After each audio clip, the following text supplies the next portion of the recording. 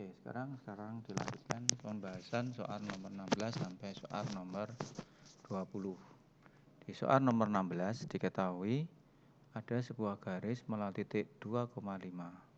Yang namanya titik itu mesti X, Y. Kemudian gradiennya 3. Gradien itu adalah notasinya M, yaitu 3. Pertanyaannya, persamaan garis yang bergradien 3 melalui titik 2,5 yang mana? Nah, ini adalah bentuk persamaan garis Y. Nah, waktu di kelas 8, persamaan garis itu adalah kalau Y berarti Y sama dengan MX plus C. Nah, ini adalah persamaan garis baku dari sebuah garis kalau Y sama dengan. Nah, M di sini, jadi M di sini, M ini adalah gradien. Nah, di soal itu ke gradiennya 3, maka di sini 3. Nah, ini kemungkinan semuanya benar. Nah, sekarang yang menjadi kunci jawabannya di titik. Titik itu adalah koordinat. Koordinat itu ada absis, Y atau X, Y. Misal saya ambil option A. Y sama dengan 3X dikurangi 11. Melalui titik 2,5. Artinya nilai X dan Y angka-angka ini kalau saya gantikan di persamaan garis itu benar. Kita coba aja. Y ini Y-nya 5, berarti 5 sama dengan 3 kali 2 dikurangi 11.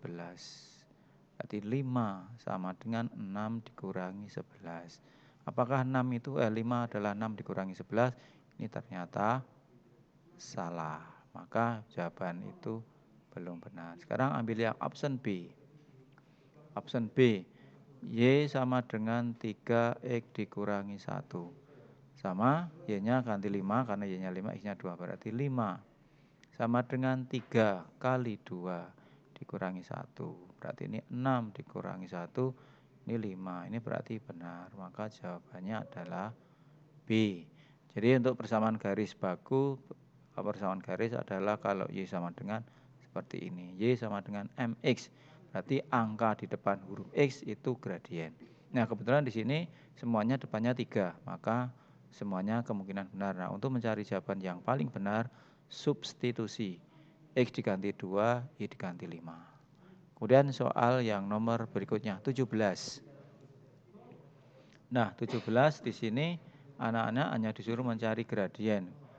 Gradien itu hanya notasinya M.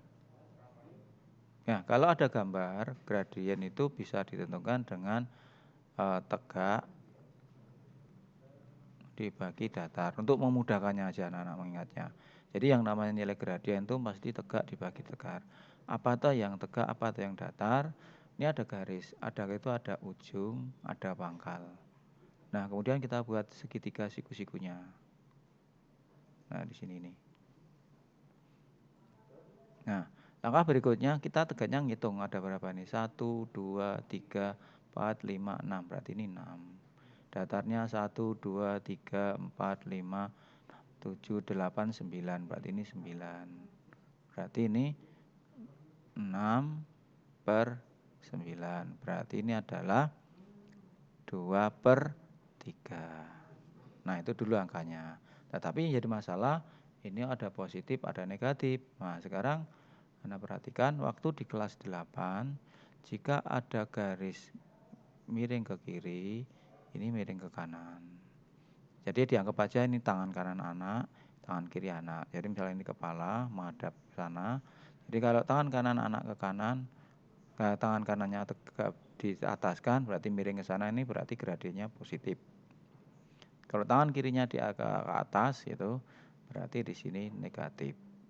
Jadi kalau ada tangan kiri ke atas berarti seperti ini, nyerongnya garisnya negatif. Kalau ini tangan kanan, sehingga di sini gradien gambar garisnya miring ke kiri, maka negatif. Oh, berarti ini adalah negatif 6/9 atau min 2/3. Jadi jawabannya B. Jadi sekali lagi anak-anak, kalau nanti disajikan gambar, pertama kali yang anak cermati gambarnya miringnya kemana dulu. Kalau ini miringnya ke kiri berarti negatif, kalau miringnya ke kanan berarti positif. Kemudian mencari gradien, untuk mengingatnya sederhana, tegak bagi datar. Artinya apa? Kita buat segitiga siku-sikunya. yang sisi tegak dibagi datar 6/9 karena miring ke kiri negatif 2/3. Itu yang nomor 17. Kemudian yang nomor 18 berkaitan dengan sebuah bidang datar. Keliling sebuah persegi panjang adalah 84. Di situ selisih panjang dan lebar. Kalau ukuran panjang dan lebar pasti panjangnya itu lebih besar nilainya. Maka panjang dan lebar selisihnya adalah 6. Nah ini kalimat yang ada di soal itu. Berapakah luas? Anak-anak sudah kenal yang namanya luas itu panjang dikali lebar. Nah sekarang jawabnya dari sini. Yang namanya keliling persegi panjang itu anak-anak sudah kenal, yaitu apa? 2 kali panjang ditambah lebar. Ini kan keliling persegi panjang. Nah berarti di situ diganti aja angkanya. Berarti 2 panjang lebarnya kita belum tahu, jadi nggak bisa langsung diganti. Kelilingnya 84. Nah berarti langkah berikutnya ini disederhanakan. Oh berarti panjang ditambah lebar nilainya 40 berapa itu? 42. Nah di sini ada satu lagi. Selisih panjang dan lebar adalah 6. Ada 2 persamaan, ada 2 variabel. Ini namanya sistem persamaan linear waktu di kelas 8 juga. Nah cara menyelesaikannya bagaimana? Karena ini sama maka ini saya jumlahkan. Panjang ditambah panjang atau P tambah P ada 2P. Plus L ditambah min L kan 0. Berarti ini 42 tambah 6 48. Maka panjangnya berukuran 24. Lebarnya berapa? Panjang dan lebar tadi selisihnya 6. Nah kalau panjangnya 24, lebarnya berarti kan lebih pendek. Berarti 24 dikurangi 6, itu lebih mudah. Berarti 18. Oh kalau begitu luasnya berarti 24 kali 18. Ini 4 kali 2, 4 kali 8, 32. Nyimpen 3. Ini 19. Berarti 24. Di 2, 3, 4. Maka jawabannya 432C. Nah ini. Ya ini kalau ini pelajaran SD kan juga sudah pernah. Jadi tolong anak-anak kalau ada soal cerita tulis dulu dalam bentuk kalimat matematikanya. Kemudian kita selesaikan. Kelilingnya 84, selisih panjang dan lebar. Pasti panjang dikurangi lebar karena ukurannya lebih besar panjang. Dan seterusnya. Nah ini yang nomor 18. Kemudian nomor 19. Nomor 19 berkaitan dengan soal bangun ruang kelas 8. Punya limas dan prisma dari kawat. Berarti ini dari kawat semua kerangkanya. Berbentuk persegi. Limas alasnya berbentuk persegi 10, sisinya rusuk tegaknya 15, prisma alasnya segitiga sama sisi, panjang sisinya 12 dan tingginya 8. Jika ada 200 meter, berarti ini kan kalau 2 meter itu kan sama aja kan 200 cm. Nah, ini limas. Nah, bedanya limas dengan prisma. Kalau limas itu ada lancipnya. Kalau prisma atas dan bawahnya bentuknya sama. Prisma segitiga sama sisi, berarti ini sama. Dan tingginya pasti juga sama ini. Begitulah di limas. Di limas tidak ada rusuk tegak, tapi tidak ada sisi rusuk miring. Ini rusuk tegaknya. Berarti ini juga sama. Ini sama. Kemudian di situ diketahui juga ini prisma alasnya persegi, berarti ini sama. Nah, sekarang tinggal memasukkan.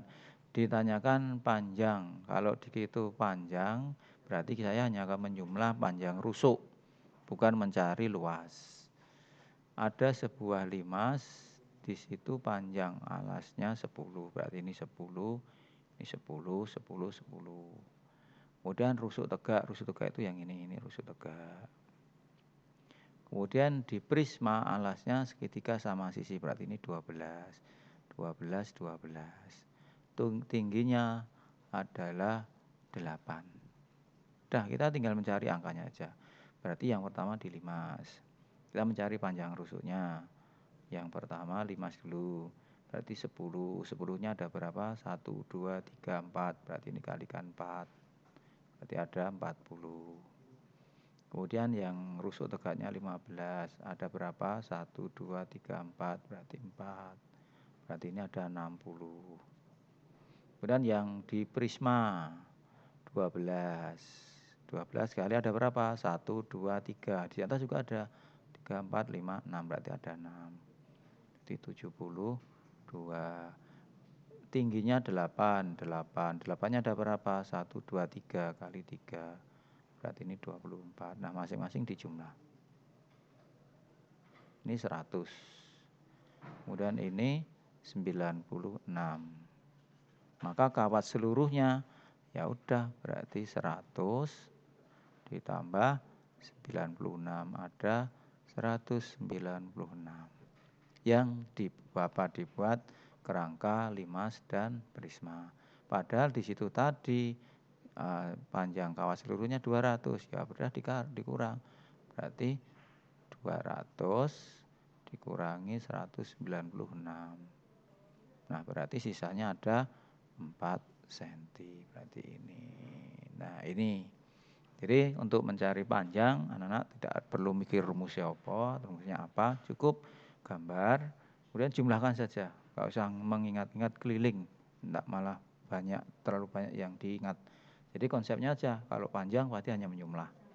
Keliling juga menjumlah. Itu lebih mudah. Jadi jangan kalau anak ada soal kemudian rumusnya lupa, berarti enggak bisa, jangan. Tetapi soal-soal ujian yang dulu UNBK atau soal USDA pasti soal itu kadangkala tidak dengan rumus pun bisa dijawab. Nah, ini nomor 19.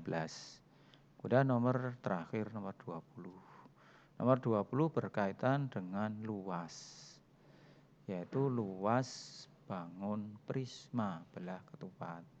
Berarti kalau luas berarti anak-anak harus ingat luas belah ketupat itu apa. Itu.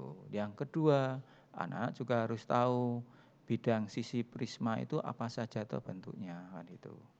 Nah, di sini ada alas berbentuk belah ketupat sehingga alas dan atas ini pasti bentuknya belah ketupat karena sama. Maka ini saya gambarkan belah ketupatnya di sini. Kemudian yang berikutnya yang anak-anak harus tahu sisi tegak. Nah, sisi tegak dari sebuah prisma itu pasti bentuknya persegi panjang. Dan karena ini belah ketupat, pasti sisinya sama ini. Maka panjang ini juga sama.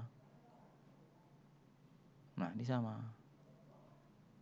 Sehingga kalau begitu di prisma ini luasnya hanya ada 2, belah ketupat sama persegi panjang. Di mana persegi panjang itu sisi tegak dari prisma ada 4, sehingga nanti tinggal mengalihkan dengan 4. Nah, kita akan mencari. Di situ tingginya 25. Berarti kalau kita bicara persegi panjang, panjangnya 25, tinggal mencari lebarnya. Nah, lebarnya di sini. Di situ ada sebuah belah ketupat, rusuknya 12. Maka kalau yang namanya belah ketupat tuh ini membagi 2 sama panjang dan siku-siku. Berarti ini sini 6, sini 6 karena 12. Kemudian 16 ini 8, ini 8. Nah, jadi ini adalah sebuah belah ketupat panjang rusuknya panjang diagonal pertama 12 sama 16. Tinggal saya mencari sisinya berapa. Nah, di situ ada angka 6, ada angka 8, yang ini enggak tahu. Pakai triple tadi, triple karena ini segitiga siku-siku. Caranya bagaimana? Ini tak sederhanakan. Ini 6 bagi 2 3, 8 bagi 2 4. Sehingga 3 4 saat tadi triple 1 berapa? 5. 5 dibagi ke atas, karena ini tadi 6 dibagi 3, maka dibagi ke atas kalikan 2, berarti ini jadi 10, berarti ini 10. Ya udah, berarti ini 10. Oh, berarti luas prisma itu sederhana. Berarti ada persegi panjang yang ukurannya panjangnya 25, lebarnya 10. Berarti 25 kali 10. Tapi di sini ada berapa? Sisi tegaknya ada 4 dan semuanya sama. Udah kalikan 4. Berarti ini 250 kali 4 berarti 1000. Udah selesai. 1. Sekarang mencari luas belah ketupat. Luas belah ketupat apa? Anak-anak, yaitu diagonal 1 kali diagonal 2 per 2. Ini luas dari belah ketupat. Nah, luas belah ketupat di gambar prisma itu belah ketupatnya ada 2. Ya udah masukkan aja diagonal 1 berarti 12 kali diagonal 2 16 per 2 ini baru 1. Berarti karena di situ ada 2 kalikan 2. Ini kan boleh disederhanakan. Berarti 12 kali 16 berapa? 16 kali 12 berarti ini 32. 16 berarti 192. Berarti sini ada 192. Maka luas seluruhnya jumlahkan. Nah, ini adalah luas permukaan prisma. Prisma itu kan sama saja balok, cuma ini bedanya alasnya belah ketupat. Jadi anak-anak jangan menghafal luas permukaan prisma, itu akan susah, tapi tolong hafalkan luas bidang datar aja lebih mudah. Karena yang namanya prisma itu pasti bentuknya hanya persegi panjang dan bidang datar sesuai alamannya. Kalau ini belah ketupat berarti luas belah ketupat. Kalau ini prisma segitiga berarti alasnya segitiga. Anak-anak harus hafal luas belah ketupat, luas segitiga, luas persegi panjang, luas jajar ginjang dan seterusnya itu harus hafal. Nah, ini pembahasan soal dari nomor 16 sampai nomor 20. Nah, itu aja yang bisa saya sampaikan. Sekali lagi, kalau anak masih bingung dibuka lagi, di skip aja, dipilih nomor mana yang anak-anak pengen pelajari. Nah, itu saja yang bisa saya sampaikan. Terima kasih. Assalamualaikum warahmatullahi wabarakatuh.